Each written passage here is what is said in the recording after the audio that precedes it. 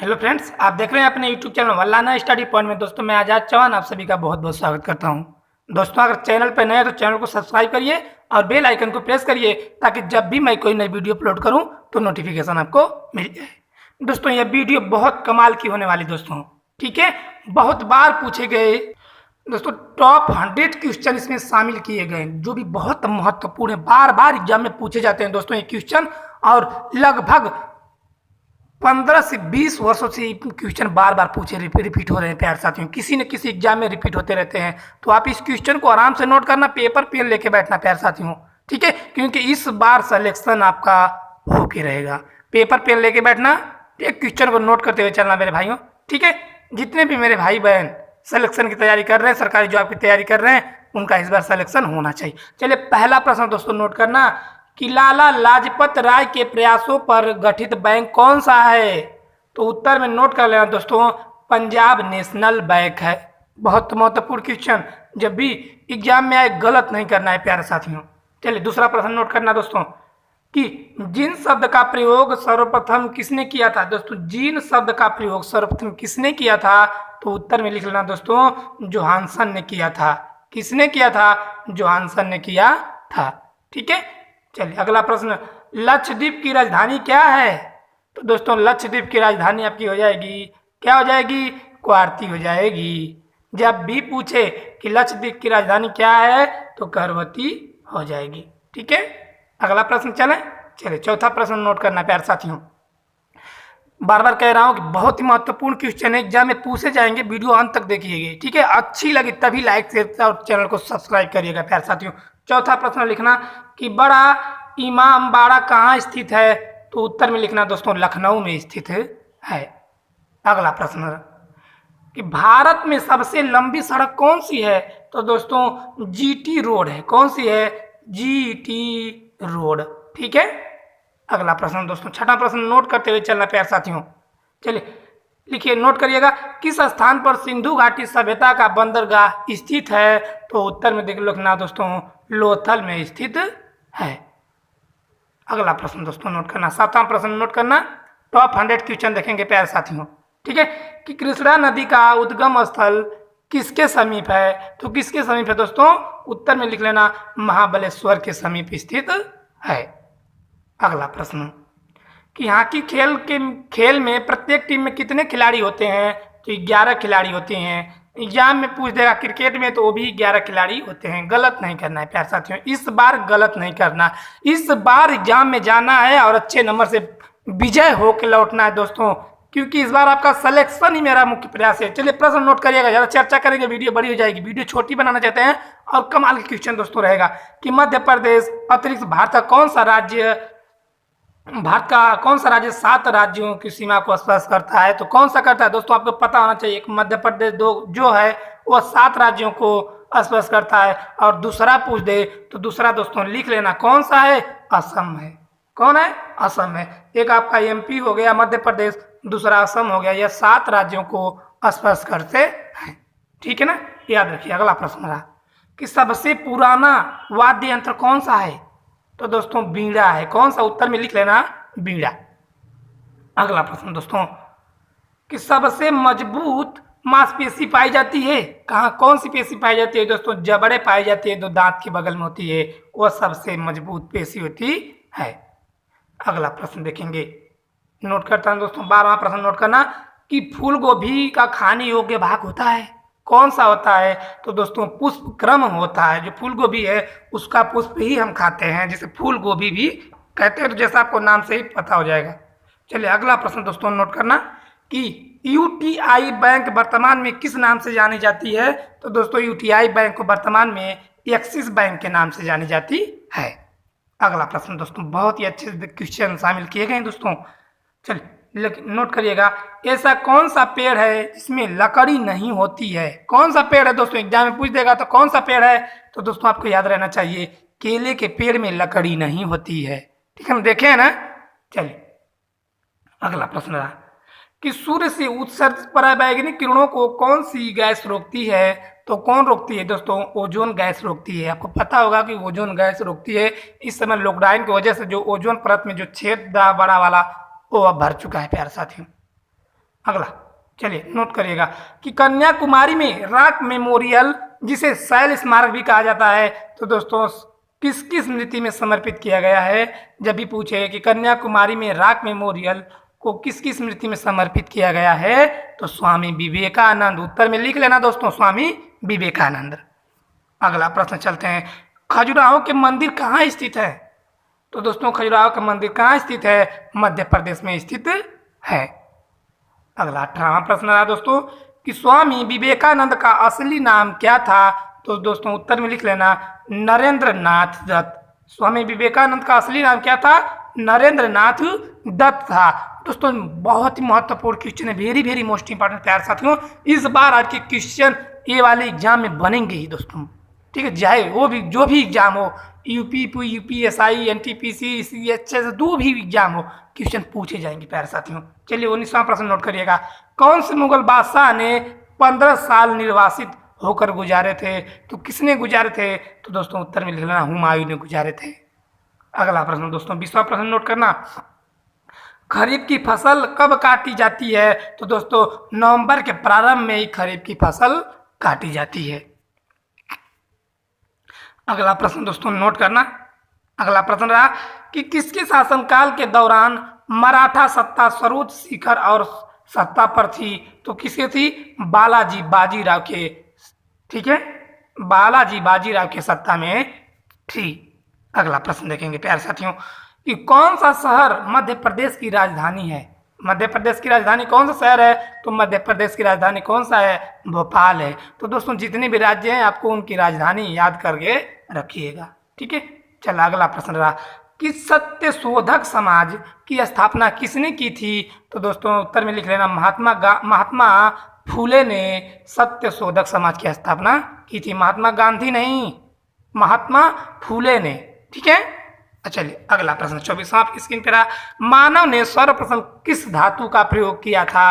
तो मानव ने सर्वप्रथम तांबा धातु का प्रयोग किया था। पूछते मानव ने सर्वप्रथम किस खाद्य पदार्थ का प्रयोग किया था। तो दोस्तों किसका किया था, गेहूं का किया था, उसके बाद जौ का, ठीक है। चलिए तो आप कंफ्यूजन मत रहना गेहूं जौ में। प्रश्न रहा कि खाना बनाने में प्रयोग की जाने वाली कौन सी गैस है, कौन सी गैस है। तो दोस्तों मुख्यतः मीथेन गैस है।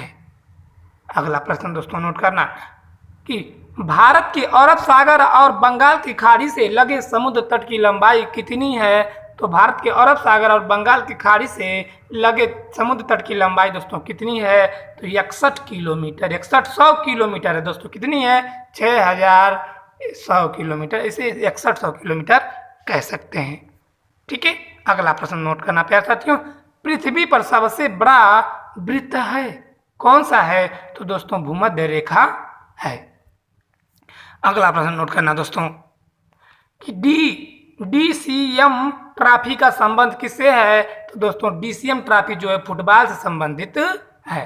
दोस्तों क्वेश्चन पूछे जाते हैं एग्जाम में, वीडियो अंत तक देखिएगा प्यारे साथियों। वीडियो के बार बार नहीं कहते चलता हूँ किसी सब्सक्राइब करिए, लाइक करिए, नहीं, वीडियो अंत तक देखिए, अच्छी लगी तभी लाइक शेयर उस चैनल को सब्सक्राइब करिएगा दोस्तों, ठीक है। चलिए 29वां रहा कि नेचुरल सिलेक्शन का सिद्धांत किसने दिया था, किसने दिया है दोस्तों। तो दोस्तों डार्विन ने दिया है नेचुरल सिलेक्शन का सिद्धांत। अगला प्रश्न नोट करना, यदि पृथ्वी पर वायुमंडल ना होता तो दिन की अवधि क्या होगी। तो दोस्तों क्या होगी, कम होती, धीरे धीरे कम होती। अगला प्रश्न रहा कि बांग्लादेश की मुद्रा का क्या नाम है। बहुत बार पूछा है एग्जाम में दोस्तों कि बांग्लादेश की मुद्रा का क्या नाम है। मुद्रा से एक क्वेश्चन पूछे जाते हैं आपके एग्जाम में। तो दोस्तों बांग्लादेश की मुद्रा क्या है, टका है। चीन की पूछ दे या जापान की पूछ दे, तो दोस्तों ये सभी आपको याद रखना पड़ेगा, ठीक है। जापान की पूछ दे, जापान की मुद्रा कौन सी है, कौन सी है। तो दोस्तों जापान की मुद्रा एन है। चीन की पूछ दे तो युआन है। ये सभी आपको याद रखना पड़ेगा प्यारे साथियों। चलिए 32वां प्रश्न रहा कि भारतीय राष्ट्रीय कांग्रेस के संस्थापक कौन थे। तो दोस्तों कौन थे, उत्तर में लिखना ए.ओ. ह्यूम थे। कौन थे, ए.ओ. ह्यूम थे।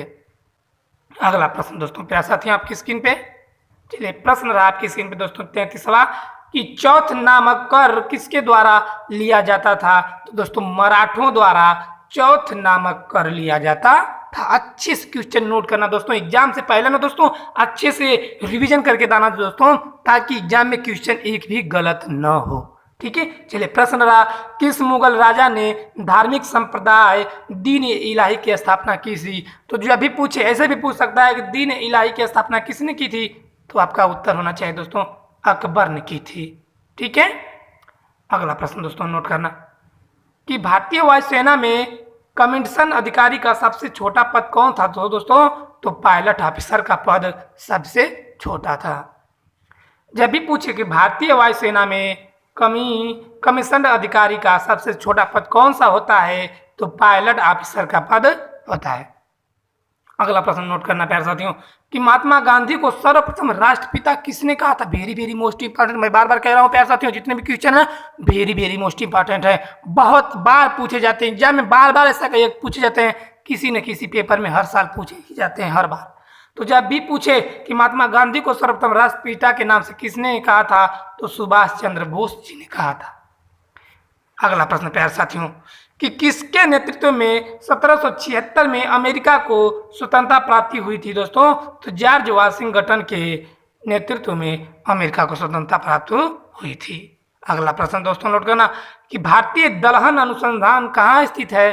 तो भारतीय दलहन अनुसंधान दोस्तों कानपुर में स्थित है। इसका सही आंसर लिख लेना कानपुर। ठीक है दोस्तों, मॉक टेस्ट भी होगा, देखते हैं कितना नंबर आप मॉक टेस्ट में करते हैं। दोस्तों वन लाइनर अच्छे से क्वेश्चन पढ़ लेंगे तो कम समय में अच्छी चीज़ें पढ़ेंगे प्यारे साथियों।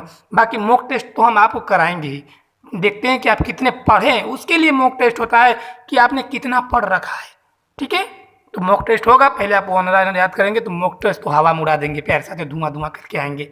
चलिए 39वां प्रश्न रहा कि क्रिसिल का पूर्ण रूप नाम क्या है? पूर्ण रूप नाम क्या है? तो दोस्तों क्रेडिट रेटिंग एजेंसी है। क्या है?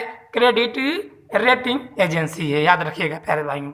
चलिए कि नोबेल पुरस्कार प्राप्त करने वाला प्रथम भारतीय कौन थे? तो दोस्तों उत्तर में लिखना रविंद्रनाथ टैगोर को सबसे पहले नोबेल पुरस्कार से सम्मानित किया गया था।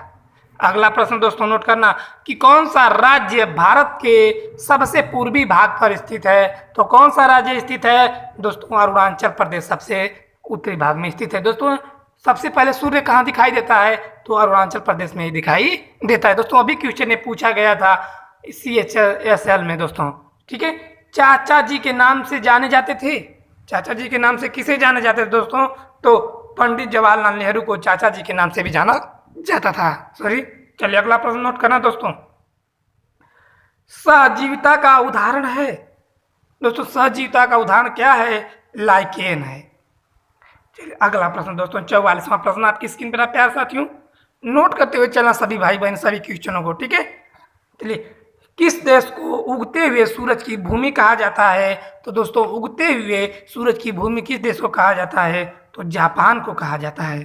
ठीक है, पता है दोस्तों जापान में सेना नहीं है, उसमें जापान में ना कोई सेना नहीं है, क्योंकि जब अमेरिका ने परमाणु बम जापान पे गिराया था तो उसने कहा था कि जापान अपनी तुम कोई सेना नहीं बनाओगे, मैं तुम्हारी सुरक्षा करूंगा। तो जब भी पूछते किस देश के पास सेना, अपनी सेना खुद की नहीं है, तो जापान के पास सेना नहीं है। क्वेश्चन को जानते रहिए प्यारे साथियों। चलिए कि चोल प्रशासन की मुख्य विशेषता क्या थी? तो दोस्तों ग्रामीण स्वायत्तता चोल शासन की प्रशासन की मुख्य विशेषता थी। अगला प्रश्न दोस्तों आपकी स्क्रीन पर आ कि किस भारतीय नेता को भारत का लौह पुरुष के नाम से जाना जाता था? तो दोस्तों सरदार वल्लभ भाई पटेल को लौह पुरुष के नाम से जाना जाता था। ठीक है, अगला प्रश्न रहा दोस्तों कि आगरा की स्थापना किसने की थी? तो दोस्तों सिकंदर लोदी ने आगरा की स्थापना की थी। भूलना नहीं है, बहुत ही अच्छे से चलेंगे, आराम चलेंगे, क्वेश्चन को नोट करते हुए चलना, क्योंकि इस बार आपका सिलेक्शन होना चाहिए दोस्तों। मुझे कुछ नहीं चाहिए, बस आपका सिलेक्शन इस बार होना चाहिए प्यारे साथियों। ठीक है, ठीक है ना। वीडियो इसलिए आप अंत देखिए, लाइक करिए चाहे न करिए, लेकिन वीडियो अंत तक देखिए दोस्तों, जरूर आपको इससे बेनिफिट मिलेगा प्यारे साथियों। ठीक है, चलिए प्रश्न 48वां कि जीवाश्म व पेड़ पौधों की आयु ज्ञात करने में प्रयोग की जाती है? तो दोस्तों कार्बन डेविंग पद्धति का प्रयोग किया जाता है। जब भी एग्जाम में पूछे कि जीवाश्म व पेड़ पौधों की आयु ज्ञात करने में कौन सा प्रयोग किया जाता है? तो दोस्तों कार्बन डेविंग पद्धति का प्रयोग किया जाता है। अगला प्रश्न दोस्तों रहा, नोट करना कि उपग्रह में से अंतरिक्ष यात्री को, अंतरिक्ष दोस्तों एक में रहेगा, अंतरिक्ष यात्री को आकाश का रंग कैसा दिखाई देता है? तो आकाश का रंग काला दिखाई देता है। अगला प्रश्न 50वां प्रश्न सुन रहा दोस्तों कि मंदिरों की पूर्ण भूमि भारत के किस राज्य को कहा जाता है? तो तमिलनाडु दोस्तों राज्य को मंदिरों की पूर्ण भूमि कहा जाता है। अगला प्रश्न नोट करना प्यारे साथियों कि दूध में उपस्थित प्रोटीन कौन सी होती है? तो दूध में कौन सी प्रोटीन उपस्थित होती है प्यारे साथियों? तो उत्तर में लिखना कैसीन होती है। अगला प्रश्न आपकी स्क्रीन पर रहा, किस शहर को पिंक सिटी के नाम से जाना जाता है? तो दोस्तों जयपुर को पिंक सिटी के नाम से जाना जाता है। अगला प्रश्न नोट करना प्यारे साथियों, भारत का राष्ट्रीय खेल कौन सा है? तो दोस्तों भारत का राष्ट्रीय खेल कौन सा है? हॉकी है। भारत का राष्ट्रीय वृक्ष कौन सा है? बरगद है। ये सब याद रखिएगा दोस्तों। बहुत लोग केला बताते हैं, क्या बताते हैं, क्या नहीं बताते, तमाम प्रकार के बताते हैं, लेकिन दोस्तों आपको गलत नहीं बताना है कभी भी। ठीक है, चलिए प्रश्न रहा 54वां कि उत्प्लावकता से संबंधित वैज्ञानिक हैं, कौन है? तो दोस्तों आर्किमिडीज हैं। ठीक है, याद रखिएगा, एग्जाम में पूछे जाएंगे प्यारे भाइयों आपसे क्वेश्चन। चलिए, दाब बढ़ाने पर बर्फ का गलनांक क्या होगा? बढ़ेगा घटेगा? तो क्या कुछ नहीं होगा। तो दोस्तों दाब बढ़ाने पर बर्फ का जो गलनांक होता है वह घटने लगता है। क्या होता है? घटता है। अगला प्रश्न नोट करना दोस्तों कि पृथ्वी का एकमात्र प्राकृतिक उपग्रह कौन सा है? तो चंद्रमा दोस्तों पृथ्वी का एकमात्र उपग्रह है। अगला प्रश्न नोट करना दोस्तों कि पौधे में वाष्पोत्सर्जन की क्रिया किसमें होती है? तो दोस्तों पौधों में जो होती है वाष्प उत्सर्जन की क्रिया वह पत्ती में होती है। अगला क्वेश्चन चले, आइए अगला क्वेश्चन, भारत के सशस्त्र बलों का सुप्रीम कमांडर है, कौन है दोस्तों? तो भारत के राष्ट्रपति हैं। अगला प्रश्न दोस्तों रहा कि भारत का विश्व में गेहूं उत्पादन में कौन सा स्थान है? दोस्तों भारत में विश्व में द्वितीय स्थान पर गेहूं उत्पादन होता है। अगला प्रश्न नोट करना दोस्तों कि राजस्थान में किस तरह के पेड़ों की पत्तियां पाई जाती हैं? तो दोस्तों उत्तर में लिखना छोटी पत्तियां पाई जाती हैं। जो राजस्थान दोस्तों आपको पता है कि रेगिस्तान है, वहाँ बालू ज़्यादा पाए जाते हैं। ठीक है, तो उस जगह पे छोटी पत्तियों वाले पत्तियां पाई जाती हैं। ठीक है, पेड़ों की जो पत्तियां होती हैं वो छोटी छोटी होती हैं। प्रश्न रहा कि किसे भविष्य की धातु कहा जाता है? किसे कहा जाता है? तो उत्तर में लिख लेना दोस्तों टाइटेनियम को भविष्य की धातु कहा जाता है। अगला प्रश्न नोट करना दोस्तों,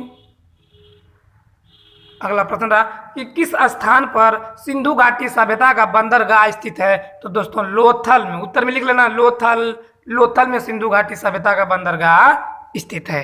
अगला प्रश्न चलते हैं दोस्तों, जितने भी क्वेश्चन है दोस्तों बहुत महत्वपूर्ण है, मैं बार बार नहीं कहता हूँ, वीडियो अंत तक देखिए, बहुत ही कमाल के होने वाले सभी क्वेश्चन नोट करना, एग्जाम से पहले रिवीजन करके फिर जाना प्यारे साथियों, अच्छे नंबर से पास जरूर होंगे।